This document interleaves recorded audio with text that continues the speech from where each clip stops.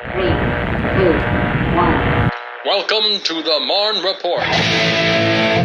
All right, what's up, Fort Stewart? This is Jenny, and I'm here with Lauren Dorr from Housing as part of our PCS podcast series. And Lauren, introduce yourself, please. Hi, my name is Lauren Dorr, and I'm the community manager over here with Fort Stewart Homes. And what we're going to talk about today is, and I'm sure this is a topic that everyone's going to be super interested in, what do you need to know PCSing into and out of Fort Stewart regarding housing? Lauren, let's start with PCSing in. What do soldiers need to know? So when you're PCSing in, as soon as you know that you're going to PCS somewhere, even if you do not have any orders, get that application in. That application is going to be key. That's going to get you on that waiting list. And you're going to keep moving up that wait list. We just can't offer you a home until we get all the documentation needed to be able to give you that home. But as soon as you know you're coming to Fort Stewart or any installation, put the application in so you can get you on that wait list. You can keep moving up until you get here. How do they get to that application? They can either give us a call at 912-408-2480, or they can go on FortStewartFamilyHomes.com, and you can go to the Fort Stewart website, the base website. You can get to us from there as well. Perfect. So, guys, what she's saying is do not wait for hard copy orders. Once you know you are on assignment, contact that housing office. And what we've seen throughout this PCS podcast series is do not wait. Once you know you're on assignment, start getting your stuff together, put your housing applications in. Lauren, let's talk about pets for a minute. What if I'm PCSing to Fort Stewart and I've got 3 dogs? So it is a 2-pet policy, and that's not just our policy, that's the base policy as well.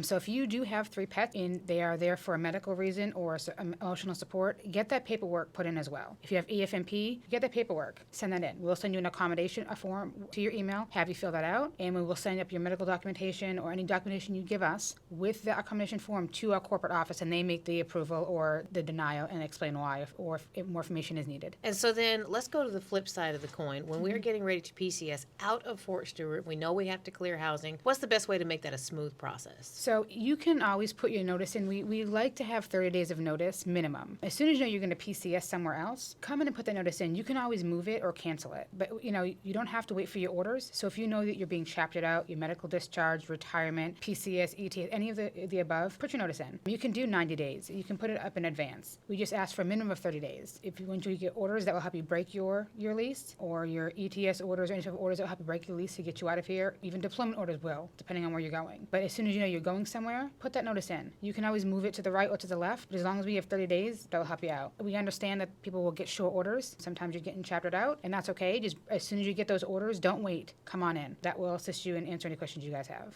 Okay. And what happens if, let's say, my husband decides he's going to go to Korea or Germany or somewhere unaccompanied, and I'm going to hang back with the kids and stay in housing? What do we need to do for a situation like that? So if you choose to stay in housing while your husband's deployed or going to Korea or any type of hardship tour, we definitely would like you to stay. We don't want you to disrupt your life. If you want to stay with us, all we ask for is a retention of quarters paperwork, and the surgeon will pick up that paperwork and go have his command fill it out, basically signing saying, hey, we want him to stay in the house. We're co-signing saying we know he's going to have to clear to go to this duty station, but we know he's staying here and he's coming back here afterwards for X amount of time. And we'll do a pre-inspection. We'll make sure there's no significant damage to the home, and then we'll sign off allowing you to stay in that home while your soldier's gone. Okay, great. And do spouses need power of attorneys, or should they have them in that scenario? Yes, I would say yes, because if we can't get a hold of the soldier, he or she cannot make any decisions. We have to wait for that soldier to get back in contact with us. So you can get a special power of attorney. You can go right to JAG, and they have many different power of attorneys to choose from. And you can state what you want on there for your spouse to have POA for.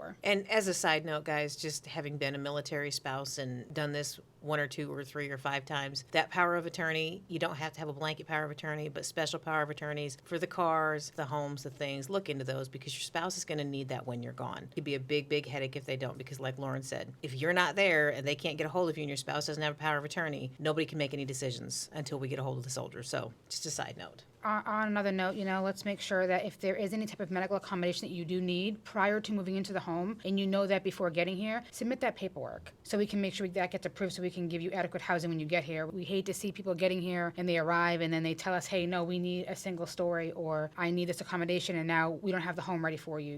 We definitely want the home ready for you when you get here. We want to be able to accommodate every need that you guys have. If we don't know, we can't assist you. So what I don't know, I can't help. So if the more documentation to help get you into the correct correct home for you and your family is definitely needed. So any questions you have, make sure if you have an emotional support animal, tell the agent right away, hey, I have, XYZ, what do I need to do? Don't wait till you get here because it's going to take longer for the approval. And there's that theme again, guys. Don't wait. When you know you're PCSing, I realize we get orders, we've had them 30 days out before. If you wait until 30 days out, may the odds be ever in your favor. I'm saying, Good luck to you. That happened coming here. So thankfully, the agent that I had found us a home pretty quickly, but it wasn't during PCS season. So that worked out in your favor. See, the odds were in her favor, but it doesn't always work out that way. It doesn't usually work out. 20 years in, it doesn't usually work out. So. Well, all right. Lauren, is there anything else you want people to know before we sign off today? Just if you're PCSing out of here, I can't speak for every other installation, but make sure you at least put that application in. We hate to see anybody leave. Our housing want people to stay forever and ever, amen. But if you know you're leaving, please contact that installation as soon as you know that you have PCS orders, just so that way you can get on their wait list as well. We want to make sure that you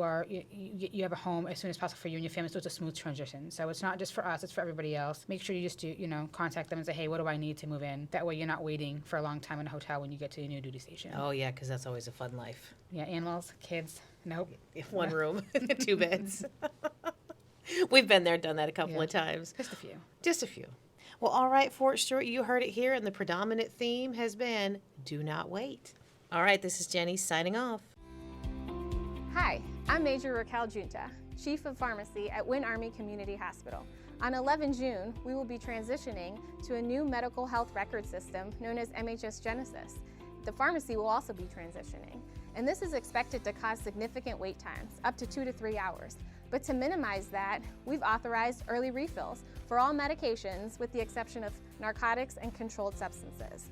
We'll begin early refill processing starting on May 15th. Strongly encourage you to check out the Script Center. It's a great avenue to pick up your prescription refills without actually visiting the pharmacy. Also encourage TRICARE online. You can activate your prescriptions for pickup at any one of the pharmacies, but also at the Script Center. During this transition, I also recommend taking advantage of utilizing Express Scripts, which is prescription mail order. Thanks for your patience and support as we enter a new chapter.